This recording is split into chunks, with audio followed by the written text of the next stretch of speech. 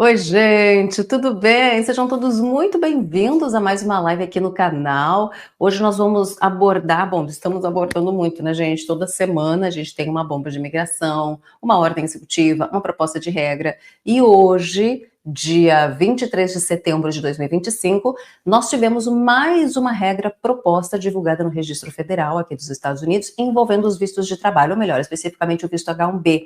E vocês sabem que nós tivemos a ordem executiva assinada pelo presidente Donald Trump na última sexta-feira, impondo aí uma taxa, né, ou melhor, uma taxa de $100.000 por petição de H-1B, né? É uma taxa única, mas por petições novas, não petições antigas.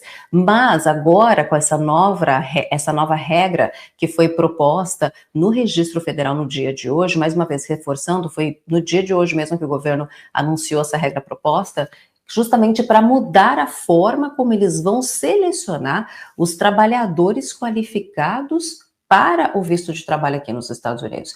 E por isso que a gente decidiu trazer o doutor André Linhares, advogado de imigração licenciado aqui nos Estados Unidos, para a gente discutir um pouquinho mais sobre, além da ordem executiva já assinada, porque eu quero saber a opinião do doutor André. Será que nós vamos ter aí, vamos acabar com alguns vistos importantes, por exemplo, aqui nos Estados Unidos? Eu quero saber a opinião dele, mas também eu quero ouvir dele a análise em relação a essa proposta de regra que foi anunciada hoje pelo governo federal lá no Registro dos Estados Unidos. Então, deixa eu dar uma boa noite para todo mundo que já está por aqui. Boa noite para o Moisés Azeredo. Olha, meu primo, praticamente, não é meu primo, mas é meu parente, vamos dizer assim, que é o mesmo sobrenome, que já está aqui com a gente. Boa noite, viu, Moisés? Vou aproveitar e estender boa noite para todo mundo e já vou trazer o doutor André, porque a gente vai ter uma live bem curtinha mesmo, então não vamos perder tempo e vocês podem fazer as perguntas também pertinentes de imigração para o doutor André responder.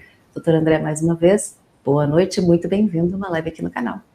Boa noite, Dani, obrigado pelo convite. Vamos falar, bom, tanta notícia, tanta bomba. Tivemos hoje, inclusive, né, essa proposta de regra que foi divulgada no Registro Federal, que agora entra para os comentários públicos de 30 dias, para mudar completamente a forma, né, como os imigrantes são selecionados para cargos qualificados aqui nos Estados Unidos. O Vitor preparou material, a gente pode colocar material discutindo, o que você acha? Melhor? Pode ser. Acho até interessante começar falando antes do H1B, o que aconteceu, e de repente passamos por... Começar primeiro com a ordem executiva? Vamos começar. A ordem executiva que foi aquela bomba no final de uma sexta-feira, eu pensei, gente, estava pronta para sair para jantar e o Trump me vem com essa. E aí a gente teve que fazer uma live também às pressas, mas eu quero saber a sua opinião. O que você achou dessa ordem executiva, começando com a taxa, né, do H1B, imposta aí de $100.000 por petição? Vamos começar então com ela. Então, Dani, tem várias questões aí que devem ser, né, mencionadas, né? Eu acho que, primeiro, o que significa, na verdade, que seria uma taxa de $100.000, né, para quem ainda está, né, se familiarizando, seria uma taxa de $100.000 para empregados estrangeiros, né, e seria uma taxa anual. Por quanto esse projeto fosse estendido. Alguns pontos importantes aqui, segundo o governo, claro, né, eu até assisti ao momento que ele estava lá até com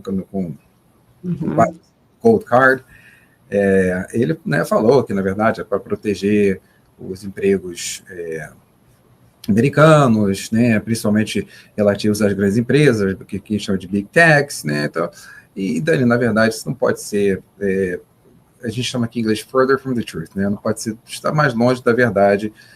É uma questão política que ele coloca, ele sabe se posicionar muito bem nisso, mas não é verdade. Primeiro, a gente tem que levar em consideração que nós temos aí uma média, né, de pelo menos, mais ou menos, uma abertura de 700 mil empregos na área de tecnologia dos Estados Unidos nos próximos 5 a 10 anos. Então, tem uma mão de obra muito vasta, e os grandes problemas do H1B, que eu venho falando isso já há muito tempo, quando era legal fazer H1B, é que o H1B ele se elitizou. Só as Big Techs, na verdade, praticamente monopolizavam o que elas queriam monopolizar do H1B, porque elas tinham a possibilidade de jogar muito bem, tinha o poder aquisitivo, numérico, de jogar muito bem com o sistema lotérico que eles aplicaram. Então, para mim, sempre foi um sistema muito injusto com pequeno, médio empresário, pequena, média empresa que queria contratar estrangeiro, precisava contratar estrangeiro, e sofria muito com esse sistema de loteria, que era praticamente uma sorte, né? 1 para 3, 1 para 4, conseguir ser sorteado, e as Big Techs, né, as grandes empresas sempre conseguiam, exatamente por uma questão de probabilidade de jogada numérica, né? Mesma coisa, se você jogar na loteria, comprar 10 mil cartões de loteria, você tem uma probabilidade muito maior de ser sorteado se você comprar um. Então, foi sempre isso que eles fizeram. Então, eu achava que isso iria eventualmente ser corrigido, mas foi para pior. Ou seja, o que aconteceu foi que agora, só realmente quem vai poder se beneficiar de um H1B dessa forma, através das Big Techs, seria realmente quem tem um poder aquisitivo, as empresas que têm um poder aquisitivo muito alto. As pequenas empresas ficam muito difíceis, a não ser que saia alguma coisa como saiu hoje, né, uma coisa regulamentando de uma forma mais democrática o H1B de uma forma geral, que aí sim seria muito bem-vindo. Cobrar $100 mil para o Amazon, Dani, só a Amazon tem 14 mil H1Bs, tá? 14 mil. Só o Amazon. Não cobrar assim, se quer cobrar, meter o pau na Amazon, vai fundo. Por mim, não tem problema nenhum. Só deixa o pequeno e médio empresário ter a possibilidade de participar de um programa que já tem, por lei, 65 mil vistos, mais 20 anuais. Então, isso é uma questão legislativa que a gente também não sabe o que vai acontecer legislativamente, né? Eu acho que as ações judiciais vão já, né, decorrer logo após essa medida, porque, obviamente, me parece que está havendo o governo, o Poder Executivo, parece que extrapolou um pouco o seu limite de poder, praticamente meio que legislando, né? Área que não deveria, que se compete mais ao Poder Legislativo nesse caso. Vamos ver o que vai acontecer a partir daí. Mas eu tive que passar esse desabafo primeiro, né? Porque é o que a gente vem querendo que ocorra e, na verdade, acabou sendo elitizado, né? Então, não veio... Justamente a palavra que a gente pode utilizar, né, doutor André? Eu acho que eles elitizaram mesmo o H1B, porque, teoricamente, essa taxa, ela vai ser aplicada para qualquer tipo de empresa, não importa o tamanho, é por petição, e é de 100 mil. Então, realmente, como você falou, empresas grandes, talvez agora vão repensar a forma de contratação através desse visto, para poder ter esse investimento por petição de 100 mil, mas as pequenas empresas não vão ter esse capital. Não vão ter, e também existe uma grande falácia, de uma forma geral, que o funcionário estrangeiro ganha muito menos que um funcionário americano. Às vezes realmente há uma diferença salarial, principalmente essas big techs, mas a grande finalidade realmente desse tipo de contratação é a fidelização desse funcionário. Esse funcionário fica preso a essas grandes empresas. Esse que é o grande atrativo do Amazon, dessas empresas contratarem, porque se você for ver, né, tem distribution centers de Amazon em todo lugar. Deve ter um perto da sua casa, na Califórnia. Você vê a maioria, tudo americano que trabalha lá. E não ganha muito. Não são salários fantásticos, não. Então, essa história de que, porque o trabalhador americano ganha muito o trabalhador estrangeiro ganha muito menos, isso é injusto, porque... Não, isso aí, o trabalhador ilegal, sim, está cortando grama, tá? Esse que sofre mais. Mas o trabalhador que está com visto aqui, pode até há uma pequena diferença, mas não é tanta, não. A questão é a fidelização. Isso que eles querem. O Amazon quer alguém que eles possam explorar, trabalhar por muitos e muitos anos, que fique ali, né, que necessita, depende deles para se manter nos Estados Unidos. Que é muito mais fácil do que um funcionário americano que pode, né, chegar um dia e falar, estou de saco cheio, vou embora e tchau. Então, isso ocorre. Mas, realmente, me parece que foi algo um pouco injusto. Posso fazer uma pergunta sincera? Claro. Na sua opinião, acabou o visto H1B? Não acabou. Essa vai ser uma questão que deve ser judicializada também, porque o visto H1B tem uma limitação de 65 mil vistos e mais 20 mil para esse tempo todo ano. Isso é um número. Enfim, não tem como você... Quer dizer, não tem como, né? A não ser que o governo possa realmente tentar fazer todo o possível imaginário para que praticamente nem quase nada desses vistos estejam disponíveis. Mas é muito difícil, porque é uma limitação anual, e acho que as Big Techs também não estar muito satisfeitas com isso. Eu acho que vai haver muita flexibilização a partir de agora. Já está tendo, por exemplo, hoje mesmo, a gente já tirou os médicos da história, né? Os médicos já não estão mais. Então, os médicos brasileiros já não estão, ou do mundo inteiro, né? Já estão fora dessa cota. Eu acho que isso vai, me parece, tá? Que vai ser a mesma coisa que ele está fazendo com o tarifaço. Ele vem e fala, vou botar um tarifaço, vai ser de 50%, 30%, não sei quanto. Aí vem o tarifaço, né? Como foi com o Brasil, de certa forma. Mas você tem uma lista gigante de vários produtos que estão fora do tarifaço. Para mim, ele vai fazer algo muito semelhante. Tá? Até o DHS lançou agora, como você mencionou, por 30 dias, né, para a gente mandar o proposal, ver o que deve entrar. Então, algumas coisas ali devem ser flexibilizadas, e eu acho que ele tem essa questão de jogar para impactar, para mexer com tudo, né, e depois assentar. Isso eu acho que vai acontecer, porque não tem, na conjuntura atual, muito improvável você... por necessidade dos Estados Unidos mesmo, né? Não ter o H1B aí como um suporte financeiro e profissional desse país. Até hoje, estava assistindo uma entrevista, né, porque muitos advogados questionaram justamente a legalidade da aplicação da taxa de 100 mil, dizendo que era uma taxa abusiva e que isso poderia ser questionado via tribunal. Inclusive, a gente até pediu para o Vitor separar um trechinho do que o advogado falou sobre essa questão da taxa abusiva dos 100 mil. Acho que vale a gente também colocar aqui, para o pessoal acompanhar, e eu quero saber sua opinião também sobre isso, viu, doutor André? Vitor, vamos colocar, então, o vídeo no ar? It means it will never happen. It must be Friday afternoon, so it must be time for some immigration news. The president is the head of the executive branch of the government. That means he can enforce the laws created by Congress. Congress did not authorize a $100,000 fee.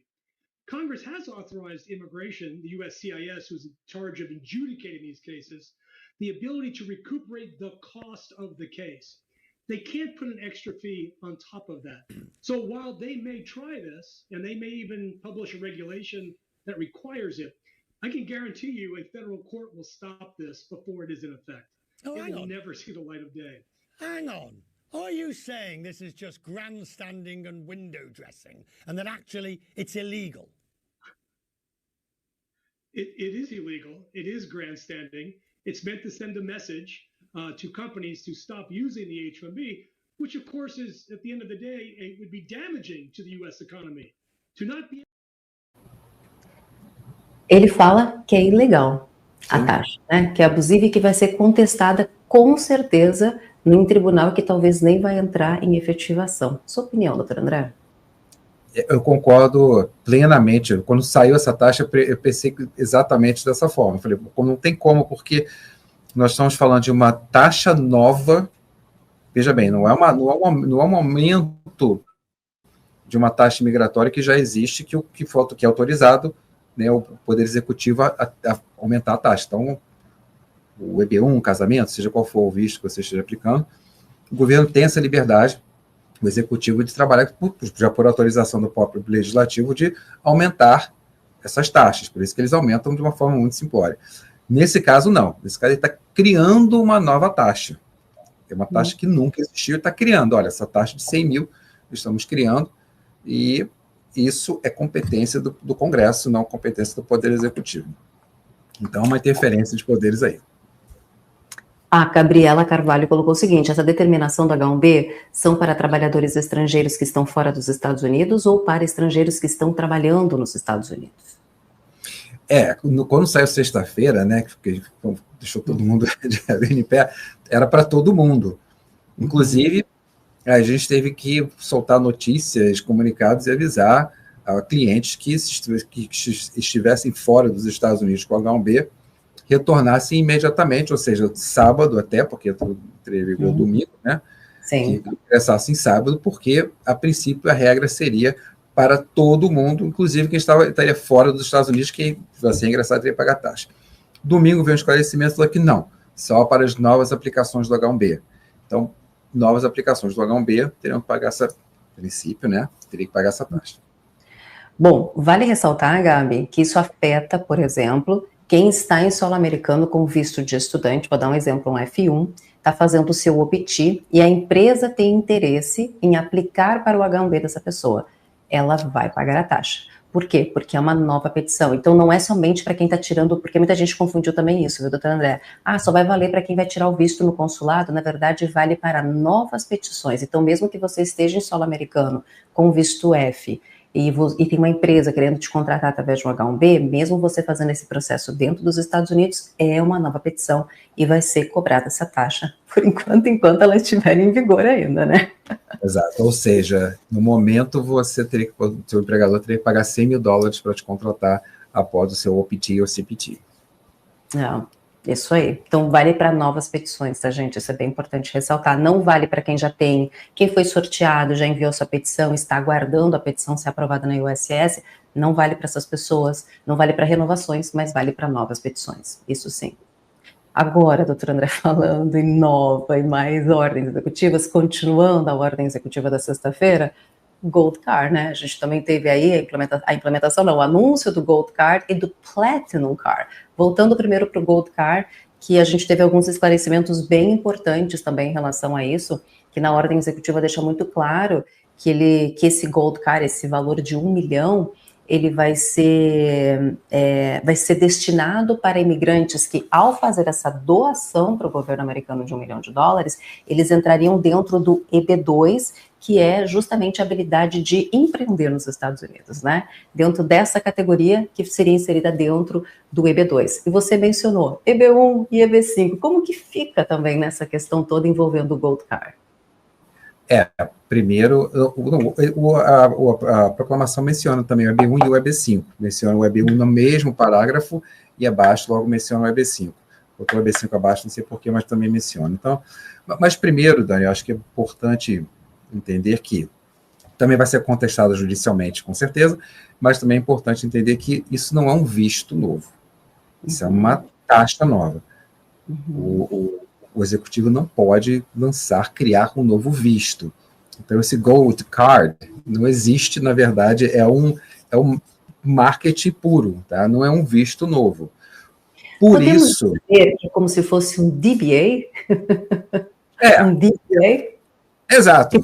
O nome e o nome fantasia? Exatamente. É uma figura meio sugênere, na verdade, mas só que sem uma pessoa jurídica por trás, é só um número fantasia. O que eles estão usando? Eles usaram, na verdade, os vistos que nós já temos, que é o EB1, EB2 e EB5, para aplicar uma taxa que é como se fosse, na verdade, de uma certa forma, uma taxa premium, né? O EB1 e EB2 tem aquela taxa premium, no fundo, acaba sendo uma taxa premium, só que ao invés de ser $2.800, seria $1 milhão. Com alguns benefícios, claro, que viriam com essa taxa, que você iria furar a fila 100%. Tem milhões de problemas com esse Gold Card, que dá até assim... Eu não sei quem foi ali lá dentro que pensou que seria uma grande ideia, mas, enfim, vamos lá. Porque tem muitas falhas, tá? Claro, primeiro, isso é mais uma questão de taxa e que não pode ser criada, ainda mais ainda, não poderia ser criado pelo Poder Executivo. Segundo, você está atrelando uma taxa de 1 milhão a vistos que são bem regulados por lei, com características específicas. Um requer habilidade extraordinária, outro requer currículo avançado, interesse nacional, que é o EB2, e outro requer um investimento de EB5, que é o visto de investidor. Lembrando que, me fizeram essa pergunta hoje algumas vezes, o EB5, na verdade, são 800 mil mais 1 milhão. Não seria 1 milhão engloba o teu EB5, não. Essa taxa de 1 milhão é uma doação, tá? Não é um investimento. Você não terá esse dinheiro de volta. E se a pessoa não passa pelo background check, por exemplo? Não sei como é que vai ficar, mas a pessoa não passar pelo background check, aí vai ser meio complicado, né? Porque mas o dinheiro, ela não vai ter esse dinheiro de volta, né? A minha interpretação, ela não teria. É uma doação sem você ter a certeza. Primeiro, é uma doação sem você ter a certeza do green card. Com certeza. Por motivo, você não passou no background check. Outro motivo, se você entrou com base no EB1 ou EB2, você tem que ou demonstrar que você tem habilidade extraordinária, ou você tem que demonstrar que você tem interesse nacional. Mesmo que você tente justificar que sua doação é de interesse nacional, mesmo que o governo tente justificar isso, você ainda tem que ter bacharelado mais 5 anos, ou com probabilidades excepcionais. De qualquer forma, esses critérios jurídicos continuam. E outra coisa, como é que você vai comprovar o DNSR, que é ainda, né, o case law que aplica-se? Como é que você vai comprovar o DNSR só porque você investiu 1 milhão? Digamos que, vamos levar em consideração que muita gente que, de repente, não tem graduação, não tem o dinheiro, né? De repente tem muito dinheiro, mas não tem uma graduação específica. E como é que você vai comprovar o EB? Então, você praticamente está querendo qualificar uma pessoa no EB2, por exemplo, se essa pessoa tem a qualificação para EB2, só porque ela pagou 1 milhão. Isso, só pelo dinheiro, exatamente isso. Ela vai ser classificada pelo dinheiro. Seria classificada pelo dinheiro, que não pode, porque a lei do EB1 e EB2 não diz isso. Não diz que se você pagar isso, você estaria qualificado, né? Isso não está na lei. Se tivesse na lei, tudo bem. Aí, se amanhã o Congresso modificar o EB1 e EB2 e adicionar uma categoria dentro do EB1 e EB2, dizendo que quem pagar 1 milhão é considerado, diferente. Mas o Executivo não pode fazer isso. Então, não tem a menor condição disso. Eu acho que, né, eu já tenho, por incrível que pareça, tem clientes que se interessaram em fazer isso, mas no momento eu aconselharia não fazer e esperar o que vai acontecer, porque, repetindo, a lei fala... É o risco, né? É um risco, porque o EB5, teoricamente, o EB5 ele te dá segurança, né? Porque é um investimento que te dá uma segurança de retorno. Agora, esse é uma doação. Não é um investimento, é uma doação para o governo. Então, realmente, ele não tem uma base jurídica forte como o EB5 tem, porque o EB5 foi passado via Congresso, né? Então, tudo isso também, muita gente está me falando assim, mas Dani, será que não vai ser uma boa o Gold Card para aqueles imigrantes que estão ilegais aqui nos Estados Unidos e tem empresas, né, empresas que faturam muito dinheiro de construção, entre outros setores, por exemplo, que não conseguem se legalizar, mas o que eles podem fazer? Eles doam esse 1 milhão para um dos pais buscar o Gold Card, e aí quando os pais terem a residência, a cidadania aplica para aquele filho que está ilegal. Se os pais estiverem com status, sim. Mas, como você deve conhecer, a gente também tem cliente que tem um poder aquisitivo muito bom, mas estão sem status aqui hoje. Vários, Exato, né? Mas esse cliente não se qualifica também, porque esse cliente... Ele não se qualificaria, mas ele poderia doar esse 1 milhão para um familiar que está numa situação regular, como um pai, uma mãe, por exemplo, né? Ou até mesmo um cônjuge que está numa situação regular, né? Paga esse 1 milhão, essa doação para essa pessoa paga o Gold Card, ganha a residência, depois vira cidadão, ou dependendo qual for o grau de parentesco, se não precisar ser cidadão, aplica para o Green Card aquela pessoa que está overstay, que está fora de status. Então, algumas pessoas me falaram, olha, pode ser uma boa justamente para esses imigrantes indocumentados, que têm empresa aqui, que faturam muito dinheiro e que estão perdidos, que não têm um caminho para se regularizar. Talvez pode ser uma opção, mas como a gente mencionou, é uma criação sem passar pelo Congresso e que pode ter contestações jurídicas, né? Esse exemplo que você deu iria ajudar bastante, realmente, essas pessoas, mas, como a gente mencionou, são poucas pessoas, tá? De uma forma geral, né? É um valor muito alto, muito bom, sim, seriam poucas pessoas, não iria legalizar também esse doador que doou para os pais, né? Continuaria ainda... só no futuro, né? Dependendo da situação, depois que eles tivessem o documento, que eles poderiam aplicar para esse filho. Mas olha, né, que isso pode demorar uns anos e anos e anos, que isso pode levar até que essa pessoa tenha a possibilidade realmente de legalização. Uma coisa, se ele fala assim, olha, se você doar 1 milhão, você vai ter uma... Mas tem muitos que esperam 21 anos para o filho ficar de maior de idade para conseguir aplicar o Green Card, doutor André? Se a gente for pensar, né? Entre esperar 21 anos o seu filho ficar de maior para poder aplicar para o seu Green Card, então, se eu tenho uma empresa de construção que fatura tanto por ano, eu dou ali 1 milhão para minha mãe, para meu pai, ele se legaliza, em pouco tempo ele tem o Green Card, em 5 anos ele tem a cidadania, ele passa para mim, ele me legaliza, em vez de eu esperar os 21 anos do meu filho. Sim. Pensando nessa lógica, né, de tempo mesmo. Se a pessoa vai ter que esperar, regardless, ela vai ter que esperar um tempo para conseguir chegar nessa legalização. Né? Vai ter que dar muito tempo. Pode beneficiar, sem dúvida, pode beneficiar algumas famílias, sim. Né? Agora, Eu não sei como é que isso vai ser. Porque foi a primeira coisa que me veio na cabeça. Sabe o que me veio na cabeça? Delírios da Dani agora. Eu pensei, gente, não faz sentido eles quererem criar o Gold Card de 1 milhão, doação para o governo, sem ter uma base jurídica forte, porque não foi passado por Congresso, foi uma criação realmente por ordem executiva. Pensei, gente, como é que eles vão fazer isso? Eu pensei, tá aí. Lembra que eles diziam, que tem muita gente que está aqui indocumentada, que paga os seus impostos, que não sei o que. Eu pensei, só se eles criaram isso para ajudar esses imigrantes indocumentados, que pagam impostos, que não tem crime aqui nos Estados Unidos, que não conseguem se legalizar através da lei normal de imigração em função da situação migratória da pessoa, eles doarem esse dinheiro para algum parente direto e assim essa pessoa ter o documento que depois passa para esse filho, para essa mãe, enfim... Faz a cadeia. Pessoal, olha, foi a única forma que eu pensei nisso, né? Mas não sei. Porque é muito estranho como eles criaram. Eu entendi, mas isso não gera legalidade de qualquer forma. Isso não gera legalidade da lei, digamos, né? De qualquer forma. Faz com que a lei se torne uma lei.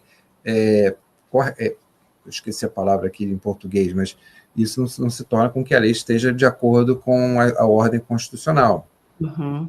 É uma lei que, né, pode ter sido, se for uma ideia, que é até interessante, do seu ponto de vista, ou alguma outra coisa semelhante, mas não torna uma lei que é cabível de realmente ser derrubada, né? Uhum. Esse é o problema, é tipo um DACA, se a gente for pensar, né? Que foi criada por ordem executiva, durou muitos anos, continua durando, porque ainda realmente não foi eliminado, mas não tem novas inscrições, mas tem essas brigas aí em tribunais, né? Tá pendendo, na verdade. Enfim.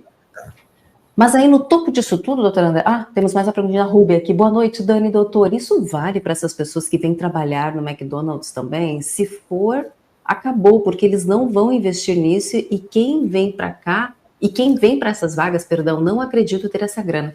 Não, Rubia, esse é só realmente para vistos qualificados, é para o visto H1B, que é um visto para profissionais qualificados, não envolve o EP3 não qualificado. Mas eu vou aproveitar a sua pergunta e vou questionar o doutor André a opinião dele. Você acha que já que o governo está deixando a imigração legal qualificada mais difícil, vamos dizer assim, através dessa nova FII, enfim, você acredita que isso é um movimento para talvez acabar com os vistos para profissionais não qualificados, por exemplo? De novo, acabar ele não pode, né? São vistos jurídicos que estão na lei. Eu acho, se ele tem alguma intenção aí de mexer nisso, eu até fiquei surpreso realmente com a sua pergunta, eu cheguei a pensar no EB3 também.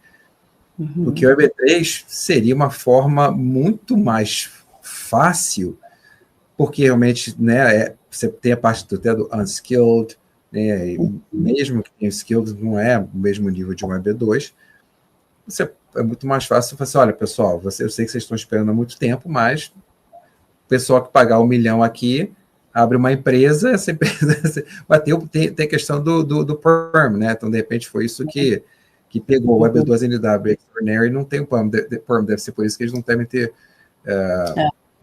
mencionado no EB3, mas se eles querem dar um green card em 1 mês, joga um PERM ali em 15 dias, 10 dias, também resolve tudo, né? Exato. Se fosse levar isso em consideração, né? Mas eu não sei. E também tem, aproveitando o nosso engajamento, tem o Platinum Card, né, que é o cartão acima do Gold, né, que aí não passa de 1 milhão, passa para 5. O Gold tem 2, também chega a 2 milhões se for empresa, né? Empresa, isso. Uhum. E o Platinum, ele passa a ser 5 milhões. O Platinum, Dani, tem uma coisa interessante. 5 milhões, né? A gente fala como se fosse trocado, né? Mas para o Trump é trocado, né? Para a gente aqui não é. Não. Mas ele tem uma coisa interessante que esse pelo menos eles falaram que realmente vai necessitar de ato legislativo, né? Por isso que ainda não está em vigor. Isso já, pelo menos isso eles falaram, olha, a gente sabe que isso aqui não dá para a gente implementar agora. Mas o que é interessante é que eles estão pensando em colocar nesse Platinum Card a possibilidade do aplicante não ser considerado residente fiscal americano, mesmo que ele fique até 240 dias dentro dos Estados Unidos. Isso, para os multimilionários, pode parecer até interessante, realmente, porque, tudo bem, você fala em 5 milhões, obviamente, né, Dani, para a gente aqui, réis mortais, né, do povão, é uma coisa completamente inatingível. Mas quando você fala em grandes fortunas, né, pessoas que têm muitos milhões e tal, você pagar isso e não precisar declarar imposto, né, nos Estados Unidos, porque você não ficaria obrigado a declarar imposto universalmente, porque hoje em dia, para quem não sabe, se você tem um green card, você tem que declarar imposto universalmente, né? A renda que você tem no Brasil, você tem que declarar essa renda aqui nos Estados Unidos. Com esse Platinum Card, haveria essa liberdade de você ficar 240 dias aqui nos Estados Unidos sem essa necessidade. Então, isso eu até vejo um grande apelo, né, um atrativo para as grandes fortunas, né, e a gente fala, eu quero fazer, eu fico até 240 dias, mas não preciso declarar a minha renda, e para muitos milionários aí isso é nada, né, dá para fazer o que eles conseguem não declarar no Brasil mesmo, que eles não conseguem não declarar, eles conseguiriam aí facilmente pagar esses 5 milhões. Deixa eu até botar a pergunta do Valmir aqui. O Valmir botou o seguinte, o Valmir Macioli, ele botou assim: olá, será que ele poderia criar uma nova taxa para o EB3, uma vez que ele criou essa taxa com uma caneta, com uma canetada, melhor falando? Pois é, boa pergunta, né? Eu entendo que legalmente ele não poderia. Nós estamos falando de criar, é como se criar uma taxa.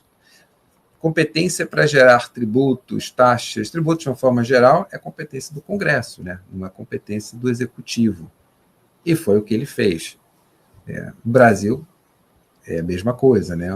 O Executivo não pode criar uma taxa sem passar pelo Congresso. Se ele faria isso ou não, né?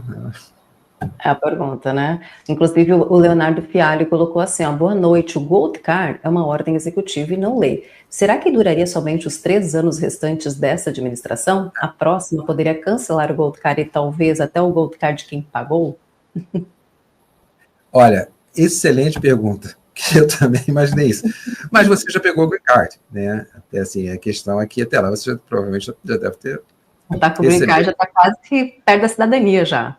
Você pegou o teu green card, você vai ficar espifino. Até aí, dificilmente eles iriam lá tentar tirar o teu green card porque você fez isso. Acho muito improvável. Mas, certamente, né? Certamente não, né? Porque sobre falar certamente hoje em dia, nada é certo, mas... Nada é certo. Provavelmente, daqui a 3 anos, esse Gold Card, na verdade, iria extinguir-se, né? E não teria mais vigência se ele for considerado legal. Esse é outro ponto também. Vamos aproveitar, já que a gente está falando sobre questões legais ou não, o governo americano anunciou hoje no Registro Federal, dia 23 de setembro, né, porque muita gente se questionou com a ordem executiva e essa imposição de uma taxa de $100 mil por petição. Por que eles fariam isso se, teoricamente, o H1B é um visto que tem um limite numérico de 65 mil mais 20 mil para quem tem pós-graduação, mas ele tem a loteria, né? Ele tem sorteio que acontece todos os anos no mês de março. Então não faria sentido, porque além de ser uma loteria, ou seja, ter sorte, a pessoa teria que pagar mais 100 mil por petição, a empresa no caso, né? Teria que pagar mais 100 mil por petição. Aí o governo vem hoje, no dia 23 de setembro, com mais uma bombinha para a gente, dizendo que está aqui, ó, no Registro Federal, nós vamos mudar a forma como nós selecionamos os imigrantes qualificados para esse tipo de visto. A gente preparou um material, o Vitor vai colocar ali, ó, aí está a regra, então tem no site. Esse não é o site oficial da regra não, Vitor. Deixa eu te passar depois o site, mas vamos para o teu materialzinho primeiro, para a gente poder trazer para o pessoal rapidinho como que ficou o resumo dessa proposta de regra. Vale ressaltar que essa proposta de regra, ela está disponível no Registro Federal dos Estados Unidos. Então, o que a gente precisa saber? Vamos lá então, Vitor, vamos passar pelo primeiro slide para ver o que a gente precisa saber. A administração Trump, então, anunciou mudanças significativas no visto H1B, além da nova taxa de 100 mil por solicitação, foi proposta a substituição da loteria aleatória por um processo baseado em salários, priorizando profissionais mais qualificados e bem remunerados. A medida ainda é apenas uma proposta e precisa passar pelo processo de regulamentação, mas pode avançar rapidamente nos próximos meses. Relembrando o sistema atual, o programa H-1B permite que empregadores dos Estados Unidos contratem profissionais estrangeiros altamente qualificados. Todos os anos, a USCIS disponibiliza um número limitado de vistos H-1B. São 65 mil vagas para registros regulares e mais 20 mil vagas destinadas a indivíduos com mestrado ou título superior obtido nos Estados Unidos. Para aplicar em determinado ano, os empregadores devem enviar um registro eletrônico para cada candidato que patrocinam. Se o número de registros ultrapassar o limite, a USCIS realiza uma loteria aleatória para decidir quais avançam para a próxima etapa. Nos últimos 15 anos, a loteria foi necessária devido à alta demanda por parte dos empregadores americanos. A administração Trump quer substituir a loteria aleatória por um sistema ponderado, que priorize empregos com salários mais altos, mas ainda permitindo que vistos sejam concedidos em diferentes faixas salariais. A proposta define 4 faixas de salário e os peticionários em níveis mais altos teriam mais chances no processo de seleção. Ou seja, se você for um funcionário de nível 1, ou seja, salário mais baixo, você vai ter direito a somente uma entrada no sorteio. Se você já for um profissional de nível 2, você vai ter direito a 2 entradas no sorteio. Se você for um profissional de nível 3, 3 entradas. E se você for um profissional de nível 4, ou seja, super high mesmo, qualificado, você teria direito a 4 entradas no sistema de sorteio. Independentemente do número de entradas, cada beneficiário só poderia ser selecionado uma única vez no processo aleatório gerado por computador. O sistema baseado em salários funcionaria em conjunto com o processo de seleção já existente, centrado no benefício. Essa iniciativa, lançada em 2024 para combater fraudes, foi criada para impedir múltiplos registros para o mesmo indivíduo por diferentes empregadores, garantindo mais transparência. O que vem a seguir, o novo processo de seleção ponderada, ainda é apenas uma proposta. O próximo passo é um período de consulta pública, que a gente fala que é os comentários públicos que ficam disponíveis por 30 dias, tá, gente? No qual as partes interessadas podem revisar e enviar sugestões. Neste caso, o prazo... eles deram prazo de 60 dias, na verdade, após a publicação. Hoje, dia 24, na verdade foi hoje, dia 23, não foi dia 24, não. Depois do prazo, hoje foi o draft, hoje foi o draft, foi o rascunho, amanhã sim que ela vai estar disponível de forma oficial. Depois do prazo, a agência deverá considerar todos os comentários antes de decidir se fará ajustes na regra proposta antes de torná-la definitiva. Espera-se que grupos empresariais e outros contestem tanto esta proposta quanto a taxa de 100 mil para o visto H-1B, anunciada no dia 19 de setembro e em vigor desde o dia 21. O que os empregadores devem fazer agora? Trabalhar com assessorias jurídicas, advogados de imigração, para avaliar com os advogados de imigração o impacto do programa de contratação e no processo de registro, decidir se vai enviar comentários, considerar informar o DHS, Departamento de Segurança Interna, como a mudança impactaria suas operações, seu advogado pode auxiliar nisso, manter-se atualizado, acompanhar as exigências da USCIS e processos judiciais contra as propostas e novas regras que possam surgir, educar os stakeholders internos, garantindo que equipes de RH e gestão entendam as mudanças e tenham um plano de ação caso a regra seja aprovada. Explorar alternativas, além do H-1B, empregadores podem considerar opções de curto e longo prazo, inclusive programas menos conhecidos, para garantir a retenção de talentos e profissionais essenciais. Parabéns, Vitor. Realmente você colocou um bom resumo. Foi ótimo o resumo do Vitor, para o pessoal poder entender. Então, gente, eles publicaram, hoje foi o draft, então foi o rascunho da proposta de regra, ela vai ser oficialmente amanhã, mas já está disponível no Registro Federal, aí eles vão deixar em aberto, neste caso, por 60 dias, tá? Diferente dos estudantes, esse vai ser por 60 dias. Doutor André, mais essa mudança, então, na loteria, na forma como eles vão fazer essa loteria, né? Justamente baseado por nível salarial. Até aí, baseado por nível salarial, eu não vejo, não me oporia em nada, porque faria um sentido até, né, porque os profissionais com uma qualidade superior teriam mais chances. Ok. A questão são 100 mil. Isso que entalou na garganta de todo mundo foi esses 100 mil dólares, né, que a princípio, pelo que entendi, seriam pagos após realmente o sorteio, a aprovação, você iria pagar. Acho que você não pagaria antes. Mas seria interessante ver essa questão, você teria muito mais chances de ser sorteado do que, né, o sistema atual da questão salarial. Um ponto interessante que eu tinha pensado com relação a esses níveis de salário, né? Parte da proposta, né, do presidente Trump é que desse privilégio para profissionais americanos, ou que tenham green card, ou que tenham residência nos Estados Unidos, né? Ok. E aí você pega o nível 4 de salário, né, essa pessoa vai ter mais chances de contratação.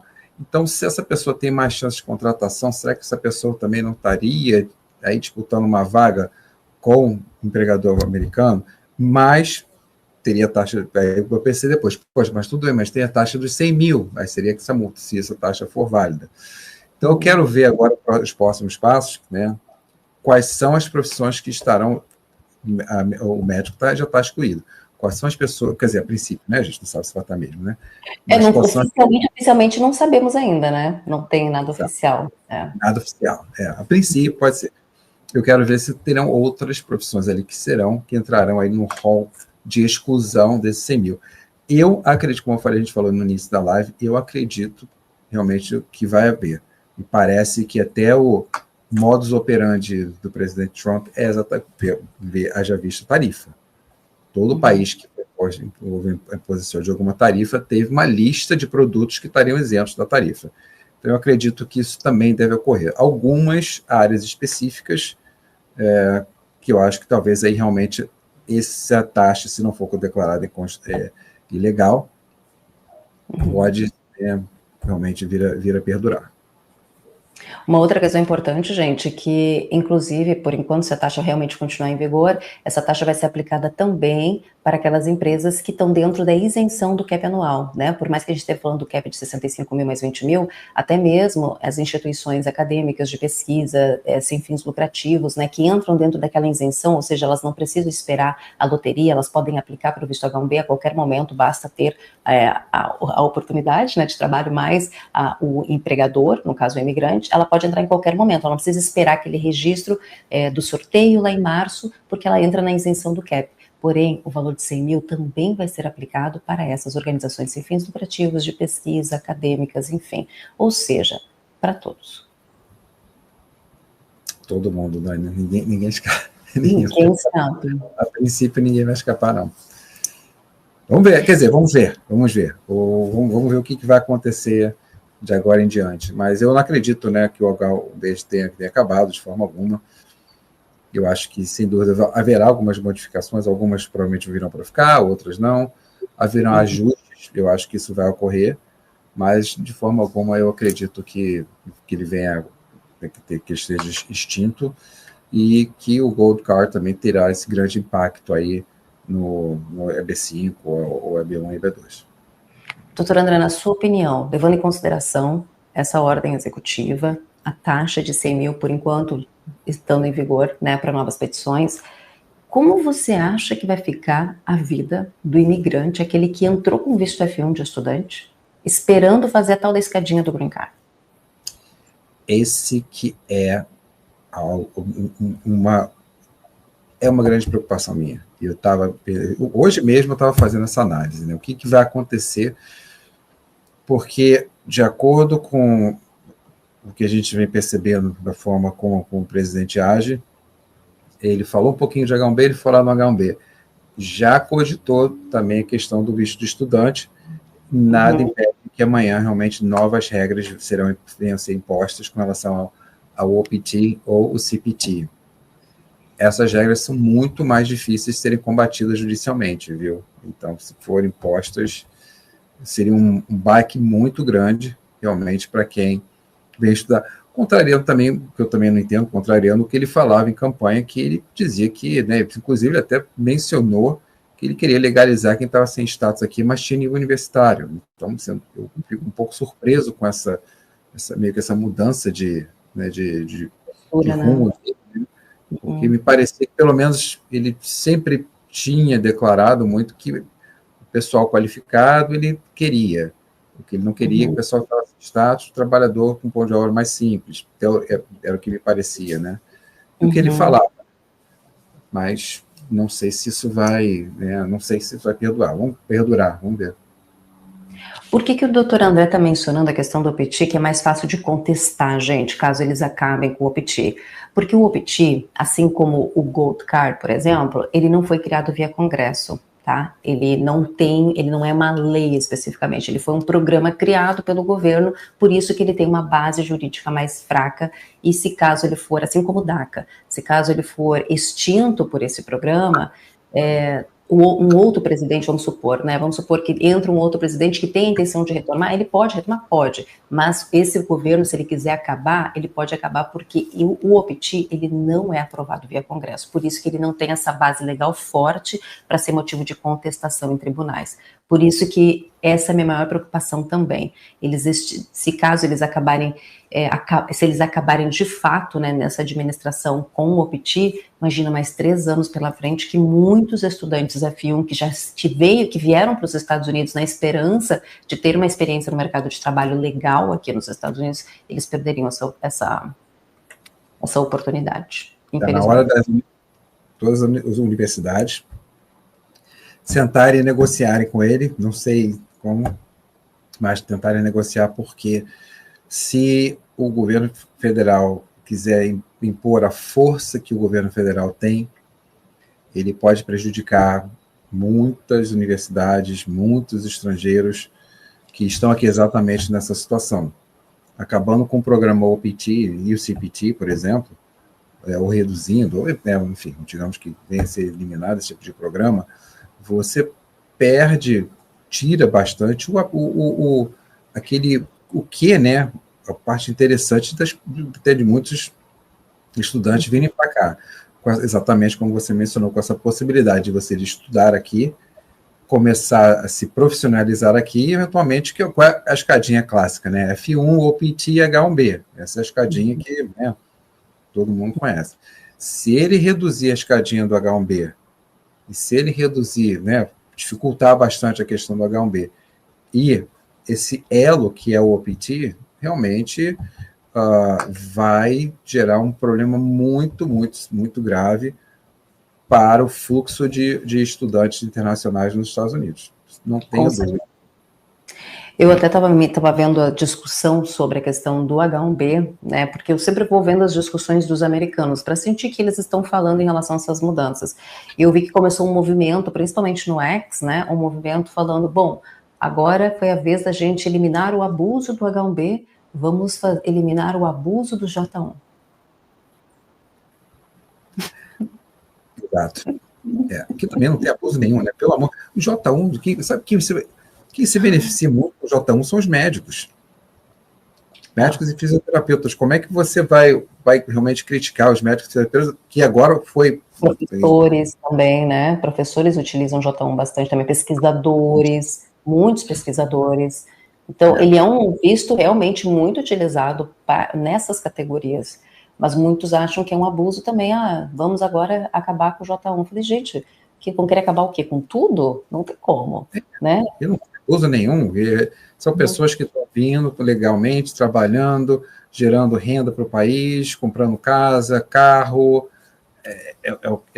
Grande parte dessas pessoas estão fomentando a economia. E outra coisa que eu não sei até quando, né, se não vai abrir um break, porque se nós pararmos para analisar com uma certa precaução aqui, os Estados Unidos hoje tem uma média de 60 milhões de imigrantes. Uhum. Isso, imigrantes, não estou falando descendentes e tudo, imigrantes hoje. Tá? Então, se você tem uma média de 60 milhões de imigrantes, isso são dados que a gente não tem certeza se são mais, menos, mas é o que estimou que seja mais ou menos isso. Olha, se você pensa só de uma forma econômica, né, se você reduz de 60 para 40, você tira 20 milhões de pessoas hoje que estão aqui contribuindo, né, não só com questões tributárias, mas com a economia, consumo do Starbucks, consumo do carro, do aluguel, né, dos passeios turísticos, enfim. Você imagina o baque econômico que isso não gera, né, para o país. Não tem como. E o PIB dos Estados Unidos, ele é baseado no consumo, né, diferente do PIB brasileiro. A forma de cálculo, ela é diferenciada. Então, nos Estados Unidos, você necessita do consumo. Se você não tem o consumo, o PIB, o problema, aí realmente a economia deslancha para baixo, né, não para frente. Mas, ou seja, isso tudo, claro, eu não sou gênio aqui, estou falando nada genial, não, gente. Isso tudo é uma coisa que eles devem saber. O que eu não entendo é o que está por trás dessas decisões, né? É a minha pergunta também. O que está por trás dessas decisões? Inclusive, vou colocar aqui o Darth Verde botou assim: escadinha não deveria existir. F1 is no immigration intent. Estudante deveria vir para estudar, não para dar jeitinho para imigração. Isso não existe em lugar nenhum do mundo. Mas, Darth, deixa eu trazer um contexto bem importante que existe na lei de imigração e nacionalidade. Você conhece o visto O? O visto O também é um visto de não imigrante, sabia? Mas ele não tem dupla intenção. Ele é permitido que a pessoa entre, mesmo sendo um visto de não imigrante, ele permite que o imigrante entre aqui e aplique, por exemplo, sem ter dupla intenção, para um processo de green card. O F tem várias propostas legislativas no Congresso para transformar o F justamente num visto de não intenção, por mais que ele seja também um visto de não imigrante. Justamente por quê? Porque os congressistas, eles entendem a importância do estudante acadêmico que gera economia aqui, que paga muito mais caro que o americano para estudar. A taxa, ou melhor, o crédito hora de um estudante internacional, se a gente compara com in-state tuition, ele é 3 vezes mais. Tem universidades que cobram até 4 vezes mais. Ou seja, o estudante internacional que vem para cá, ele não vem só para gerar, só para querer trabalhar, não. Ele vem também para movimentar a economia. E se existe propostas legislativas querendo transformar o F, assim como o O já é dentro da Lei de Imigração e Nacionalidade, como um visto sem dupla intenção, é porque eles entendem da importância do visto acadêmico F1. E eu sou bem sincera em dizer, né? Eu acho que isso é importante mencionar, porque muita gente fala, é um visto de não imigrante. O O também é, mas ele não tem dupla intenção. A escadinha que a gente se refere, eu acho que é uma escadinha, primeiro que é uma escadinha legal, tá? Para quem vem para cá e tem intenção de ficar, talvez não seja o caso deles, tudo bem, mas tem pessoas que têm intenção de se aprimorar nos Estados Unidos, conseguir. E tem muitas pessoas que até no H1B retornam para o seu país de origem. Nós estamos falando só de Brasil. Brasil, isso aqui dentro do H1B. Nós estamos falando de outros países, claro, a China e a Índia é muito maior, mas você pode depois querer trabalhar numa empresa americana e pegar uma excelente experiência e regressar para o seu país de origem e se colocar muito bem no mercado. Então, é algo muito produtivo de qualquer forma. Talvez você esteja pensando aí que pessoas já queiram viver aqui nos Estados Unidos para o resto da vida. Muitos querem, mas outros não necessariamente. O que é interessante aqui, de qualquer maneira, que eu digo que a escadinha, que é uma possibilidade. Quando você se gradua, você tem a possibilidade de fazer um estágio remunerado, que é exatamente, né? No Brasil também você, né, faz o estágio dentro da faculdade, enfim. E após o seu estágio remunerado, você tem uma possibilidade, não é uma garantia, de uma contratação de uma empresa americana que acha que você é um bom funcionário, que quer te contratar por um tempo. Não tem nada de irregular, nada de legal com isso, e querer ficar nos Estados Unidos por um tempo a mais que o tempo de estudo também, desculpa, eu não vejo qual é o problema nisso. Não. Eu também não vejo. A minha amiga está perguntando, mas o visto permite ir para o GC? Acho que não. O O, gente, se a pessoa tiver a elegibilidade para um EB2NW, que é um green card, geralmente a pessoa que aplica para o O, ela já tem ali meio caminho andado para um EB2NW. Então, ela pode aplicar para um EB2NW se ela estiver dentro dos critérios de elegibilidade de acordo com o advogado de imigração dela. É permitido. O que a gente está querendo dizer aqui é que o O não tem a dupla intenção. Então, a pessoa, por exemplo, não precisa esperar aqueles 90 dias para não caracterizar fraude. O O, ele permite que a pessoa possa sair do O para um green card em pouco tempo, por exemplo. Entendeu? O F não permite porque o F tem a dupla intenção. O B1 de turismo também não permite porque tem dupla intenção. Mas o F eles queriam transformar, por isso que eu falei que tem várias propostas legislativas, porque eles queriam transformar o F num visto de não intenção. Ou seja, a pessoa poderia entrar com o F para estudar numa faculdade, tendo uma proposta de uma empresa, já poderia aplicar para o green card, sem esperar os 90 dias. Só clarificando essa questão, né? Que eu acho que é importante. Eu concordo que os estudantes poderiam ter muito mais oportunidades nesse governo. E eu realmente estava esperando, muita gente estava me questionando, Dani, mas ele falou que ia dar green card para os estudantes, não teve mais nada nesse sentido, a gente não viu nada, não teve nenhuma proposta nesse sentido. Não teve, infelizmente, realmente, não teve nada nem no registro federal voltado para, né, processos facilitados para estudantes, ainda não. Se vai ter no futuro, não sabemos. Pode ser também, pode ser que daqui a pouco a gente seja surpreendido positivamente, é o que eu espero também. Mas nesse momento, realmente, as notícias não são tão boas também, porque a gente está tendo essas limitação na questão da taxa do H1B, a questão do visto de estudante, os comentários públicos vão encerrar agora dia 27 de setembro, daqui a Nós estamos 23. 4 dias. Daqui a 4 dias encerram-se os comentários públicos do visto de estudante, da proposta de regra do visto de estudante, já. Então, nós já vamos ter ainda mais uma regra do visto de estudante já chegando, a partir de outubro, provavelmente novembro, eles já vão provavelmente divulgar a regra final dos estudantes já. Que loucura. Tem mais isso ainda, Tom Black. Tinha esquecido até, que agora, dia 27, mês que acaba os comentários públicos. Eu também tinha... Passa. É que tanta notícia, tanta coisa acontecendo, né? Agora eu lembrei disso, gente, já é agora. Que loucura, a gente já vai ter essa decisão aí também dos estudantes. Eu fico um pouco preocupada mesmo, porque eu não gostei muito da fala do Joseph Idlow, falando sobre a questão de terminar com o OPT, né? Porque ele já tinha falado que ele ia diminuir mesmo a questão dos vistos de estudante. A gente já sabia que eles iam por esse caminho. Mas eu não queria, eu tenho esperança que eles não façam nada com o OPT. Eu ainda tenho. Você tem?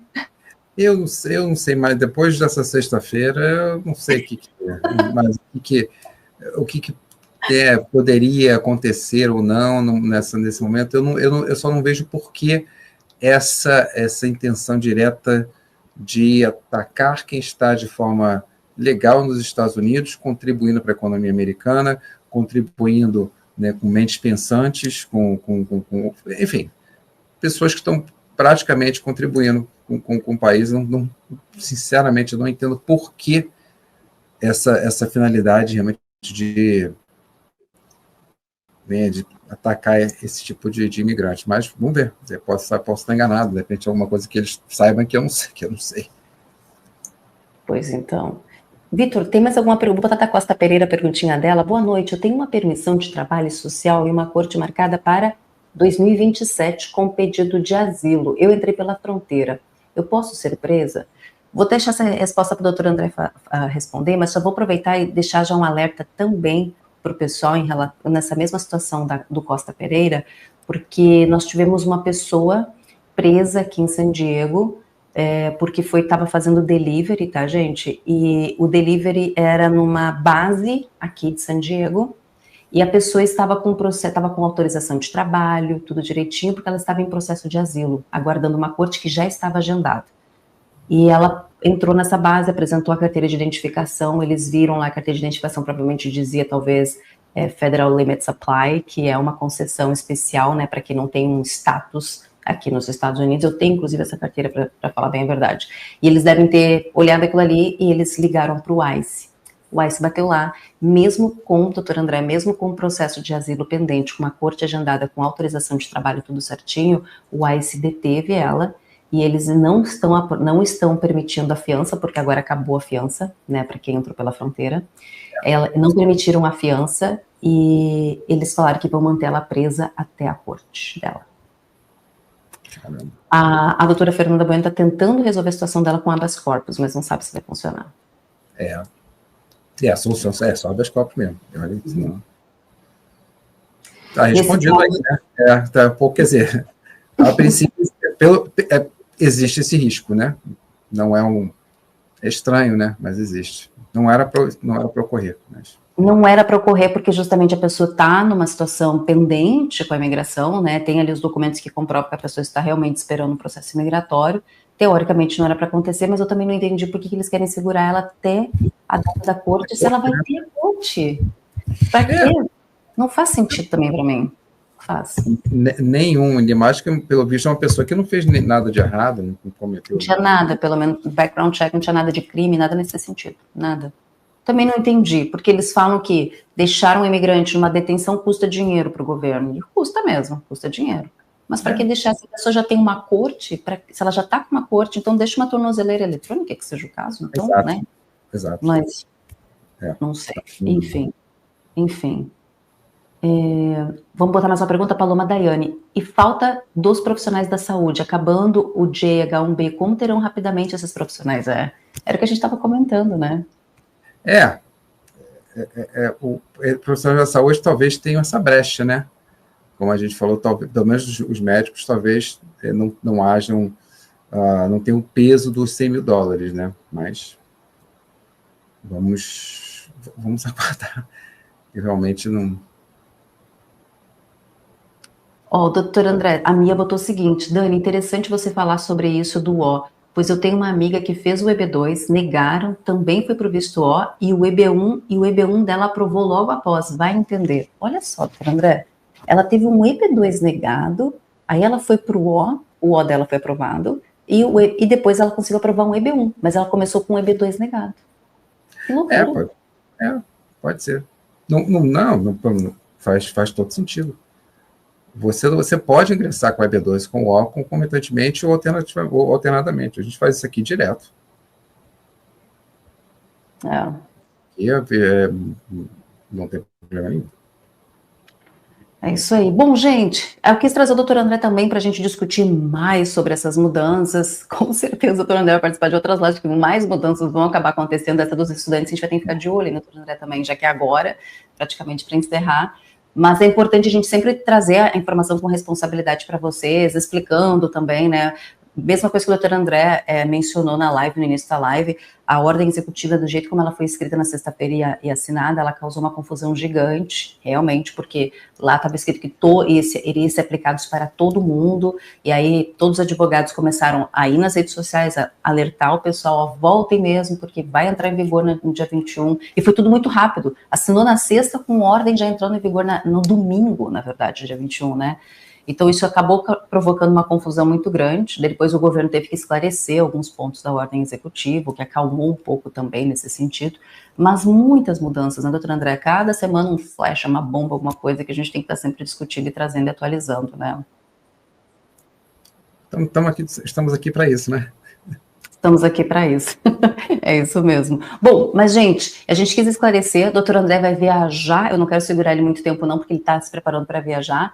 Mas é sempre bom ter vocês aqui no canal, dialogando, trazendo perguntas, fazendo essa troca legal. Quem puder, deixa o like. Eu esqueci de pedir o like, né? Eu sempre esqueço de pedir, mas quem puder, deixa o like aí na live para ajudar o canal. Se você já deixou, meu muito obrigada. Se você não é inscrito, se inscreva, porque a gente está sempre aqui discutindo tudo que está acontecendo de atualização envolvendo imigração e que impacta a vida do imigrante. Então, seja um inscrito do canal também e ative o sininho. Doutor André, uma ótima viagem para você e, mais uma vez, muito obrigada por participar aqui da live, trazendo esses esclarecimentos, viu?